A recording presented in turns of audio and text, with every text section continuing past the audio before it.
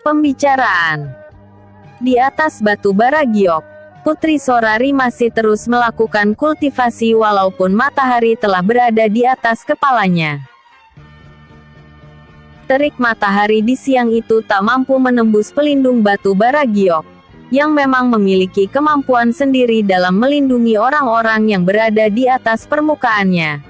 Seperti dari terik matahari yang tak bisa mengenai tubuh Putri Sorari yang tengah melakukan kultivasi pemulihan diri. Tiba-tiba aroma ikan bakar seketika menyeruak keluar dari dalam panggangan Tin Yu. Sebelumnya Tin Yu telah mencari hewan buruan di sekitar danau agar dapat menjadi santapan makan siangnya. Tin Yu kembali menaburkan bumbu masakan di permukaan ikan panggangnya, agar ikan hasil buruannya itu akan terasa nikmat dan sedap. Ha, ha, ha. Akhirnya ikan-ikan ini matang juga, dan aromanya sungguh membuat perutku langsung menjerit-jerit minta diisi, ucap Tin Yu dengan senyum keceriaan. Tanpa banyak bicara lagi Tin Yu mulai menikmati ikan panggang itu dengan lahap, hingga suara seorang wanita menghentikan kegiatan makannya. Apakah aku bisa ikut makan bersamamu? Tanya Putri Sorari.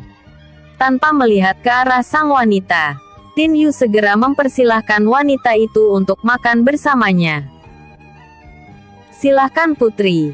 Ikan panggang ini sangat banyak dan kurasa cukup dimakan oleh kita berdua, jawab Tin Yu dan mulai melanjutkan makannya.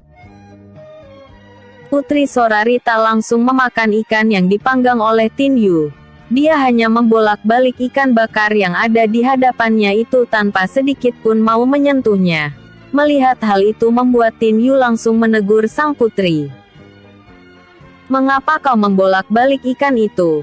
Jika kau tak ingin memakannya maka biarkanlah di situ daripada ikan-ikan tersebut akan hancur dengan perbuatanmu itu. Putri, sekarang ini kita tidak berada di istana yang berarti kita harus mencari makan sendiri demi untuk mengenyangkan perut.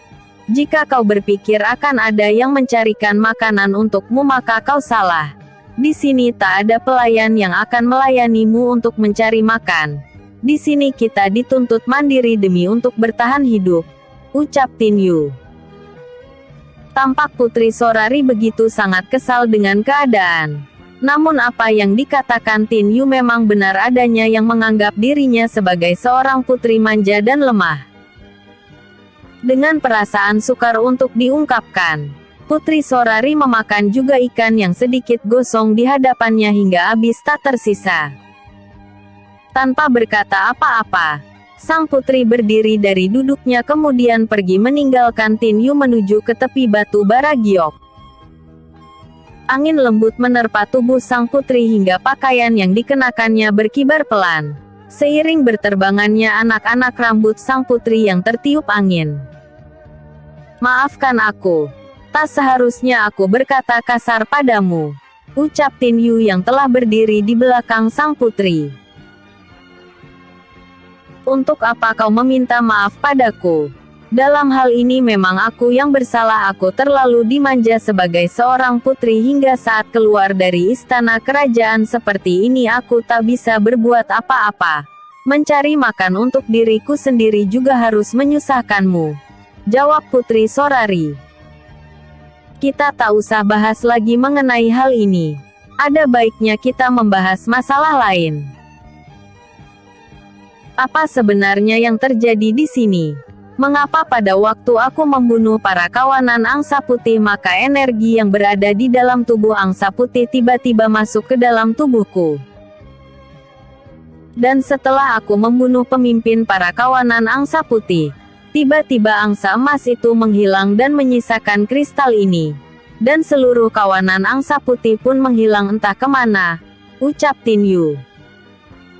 Putri Sorari berjalan ke arah Tin Yu dan kali ini sang putri memberanikan diri untuk menatap mata Tin Yu sambil berkata, Ayahku pernah berkata kepadaku, semua binatang di dalam alam Vioni dapat dipakai untuk mendapatkan energi baru jika kita berhasil membunuhnya. Maka carilah binatang roh terkuat. Buatlah binatang roh itu mati di tanganmu agar tingkat kekuatanmu semakin bertambah. Dan kristal yang didapatkan jika membunuh pemimpin binatang roh tersebut juga sangat berguna dalam membantu proses penerobosan tingkat. Ucap Putri Sorari mengakhiri ceritanya. Aku datang ke alam Vioni untuk mencari mutiara salju. Apakah kau tahu bagaimana cara untuk mendapatkan mutiara salju tersebut? Tanya Tin Yu. Aku mengetahui di mana mutiara salju itu berada, tapi aku tak bisa mengatakannya padamu, Tin Yu. Semua keterangan mengenai alam Vioni merupakan rahasia besar yang disimpan oleh keluarga kerajaan Cahaya Nirwana. Jawab Putri Sorari. Bukankah aku telah dianggap sebagai keluarga di kerajaan Cahaya Nirwana? Dan ayahmu sendiri yang telah mengatakan hal itu padaku, berarti sekarang aku dapat mengetahui keterangan mengenai di mana keberadaan mutiara salju. Ucap Tin Yu. Tin Yu, waktu itu ayahku sangat senang karena bisa bertemu dengan anak dari gurunya. Dan menginginkanmu sebagai calon suamiku waktu itu, sehingga dia berinisiatif untuk memasukkan namamu di dalam silsilah keluarga kerajaan. Tapi saat itu aku menolaknya karena aku tak mengenal kau sebelumnya. Dan dengan alasan ingin menjadi kuat dengan meningkatkan kultivasi, aku menepis keinginan ayah yang akan menjodohkanku denganmu. Ucap Putri Sorari sambil menundukkan wajahnya. Sudahlah Putri, tak usah kau pikirkan lagi tentang masalah ini. Dan ada baiknya kita tetap berada di Batu Bara Giok malam ini karena aku ingin berburu binatang roh yang berada di udara atau binatang roh terbang di malam hari. Ucap Tin Yu sambil duduk di permukaan Batu Bara Giok dan menatap rimbunnya hutan belantara dari atas sana. Tak lama kemudian Putri Sorari ikut duduk di samping Tin Yu dan berkata, apakah aku bisa meminta sedikit penjelasan darimu tentang teknik jari matahari yang kau gunakan untuk menyembuhkanku? Dan mengapa aku harus tanpa busana dalam pengobatan itu? Tanya sang putri tiba-tiba. Tin Yu sesaat menatap ke arah Putri Sorari, kemudian dia berkata, teknik jari matahari merupakan teknik penyembuhan berkualitas dan langka. Namun sayang saat menggunakan teknik itu ke-12 jarum emas yang menjadi alat penunjangnya tak boleh sedikit pun disentuh oleh apapun juga saat jarum-jarum itu sudah masuk ke dalam tubuh. Jika terkena benda apapun walaupun itu hanya sehelai benang maka akan berakibat fatal pada orang yang tengah melakukan pengobatan. Jarum yang tadinya memancarkan energi murni untuk mengobati akan berganti dengan energi yang dipenuhi racun mematikan. Semua itu karena efek dari jarum emas yang tersentuh oleh benda tersebut. Maka dengan kata lain, dalam melakukan teknik penyembuhan jari matahari semuanya harus steril dan tak ada benda apapun yang melekat di tubuh seseorang yang akan melakukan penyembuhan. Ucap Tin Yu menjelaskan. Maafkan aku selama ini Tin Yu. Aku telah salah dalam menilaimu. Jawab Putri Sorari. Sudahlah Putri. Kata pepatah tak kenal maka tak sayang, begitupun yang kita alami kemarin. Bersama perburuan kadal tanah. Karena kau berbaik hati mau menyembuhkanku maka aku akan mengatakannya kepadamu di mana kau akan mendapatkan mutiara salju yang tengah kau cari. Tapi untuk menuju ke sana perlu banyak pengorbanan yang harus dilakukan, yaitu dengan cara mengumpulkan 10 kristal dari para pemimpin binatang roh buas di dalam hutan ini. Ucap Putri Sorari. Maksudmu Putri? Tanya Tin Yu yang belum jelas dengan perkataan sang putri. Di dalam hutan ini hanya terdapat para binatang roh berbagai tingkatan. Jika kita dapat memburu binatang roh kuat segala bentuk, paling sedikit pimpinan kawanan itu akan memberikan 3 buah kristal jika kita berhasil untuk membunuhnya. Dan tentunya akan memberikan kekuatan energi baru yang sangat besar jika kita berhasil membunuh kawanannya. Dengan kata lain, kita harus membunuh pimpinan kawanan binatang roh agar mendapatkan kristalnya. Dan setelah terkumpul 10 kristal maka orang tersebut berhak untuk menuju alam Vioni yang terdalam yang dihuni oleh para binatang roh yang telah berevolusi menjadi seorang manusia seperti halnya kita. Di sana kita dituntut untuk mencari binatang roh yang berjiwa iblis, untuk mendapatkan kristal yang dimilikinya. Kita hanya memerlukan 3 buah kristal untuk menuju ke alam inti Vioni yang merupakan jalan menuju ke tempat paviliun Danau Giok, tempat keberadaan Dewi Bilqis berada. Jika kau mampu mengambil hati sang dewi maka dengan sendirinya pusaka yang merupakan pemberian dari suaminya yang telah tiada, akan diberikan kepadamu. Hanya itu yang aku ketahui tentang alam Vioni ini. Dan bagi para murid terpilih yang akan datang ke alam Vioni mereka hanya akan datang ke tempat para binatang roh berbagai tingkatan berada. Mereka semua takkan diarahkan menuju ke tempat alam Vioni terdalam karena di sana merupakan tempat seluruh binatang roh legenda surgawi berada. Apalagi sampai ke tempat di mana alam inti Vioni berada, ucap Putri Sorari menjelaskan. Ternyata ini rahasia tersembunyi mengenai alam Vioni ini, batin Tin Yu. Putri, aku sangat berterima kasih karena kau telah memberitahukan hal penting mengenai alam Vioni. Dan kurasa aku akan segera mencari ke-10 binatang roh untuk mendapatkan kristal yang berada pada tubuh mereka, ucap Tin Yu. Putri Sorari, apakah kau mau tetap tinggal di sini atau ikut denganku berburu? Tanya Tin Yu. Aku ingin ikut denganmu berburu, jawab Putri Sorari bersemangat. Tin Yu bangkit berdiri, kemudian mengulurkan tangannya ke arah Putri Sorari. Dengan sigap Putri Sorari meraih tangan Tin Yu. Dan seketika itu juga tiba-tiba saja batu bara giok yang dipijaknya pun menghilang tanpa bekas. Kini Putri Sorari memeluk Tin Yu. Karena hanya Tin Yu lah pijakan baginya agar tetap mengambang di udara. Dengan sayap Phoenix yang mengepak cepat, Tin Yu bersama Putri Sorari menelusuri hutan yang lebat mencari keberadaan para binatang roh yang tingkatannya lebih tinggi. Sengaja Tin Yu mencari binatang roh yang lebih tinggi tingkatannya agar dapat memperoleh kristal yang lebih banyak dari para binatang roh yang ranah tingkatannya lebih rendah. Dan pada akhirnya Tin Yu menemukan gerombolan kadal tanah yang mempunyai tingkat kekuatan yang besar.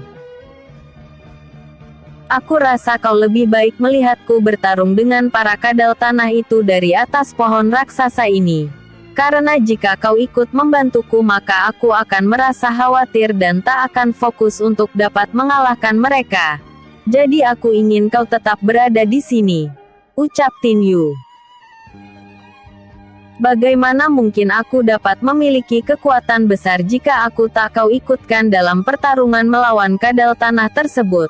Aku juga ingin bertarung Tin Yu karena aku juga menginginkan energi yang ada pada mereka, jawab Putri Sorari dengan wajah cemberut.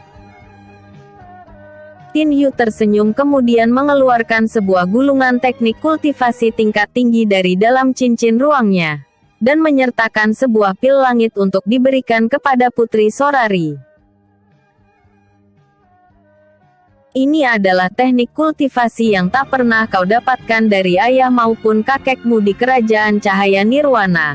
Pelajarilah maka dalam beberapa hari kau akan mampu menembus tingkat alam Emperor awal. Dan setelah kau mendapatkan ranah tingkat alam Emperor awal maka aku akan mengajakmu untuk berburu binatang tingkat menengah. Ucap Tin Yu sambil menyerahkan sebuah gulungan berwarna emas dan sekotak kecil penyimpanan pil. Putri Sorari sangat senang mendengar dan menerima pemberian dari Tin Yu. Dan tanpa ragu sang putri memeluk Tin Yu yang sudah dianggap sebagai teman dekatnya. Kau tak berbohong bukan? Tanya Putri Sorari.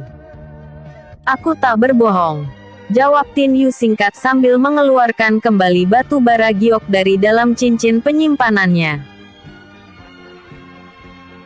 Kau berlatihlah di atas batu bara giok itu. Selain energi murni yang banyak terdapat di sana, batu bara giok juga akan melindungimu dari serangan binatang buas yang berada di udara. Hanya itu tempat terbaik yang bisa membuatmu berlatih dengan fokus dan tanpa terganggu oleh hal-hal yang tidak diinginkan.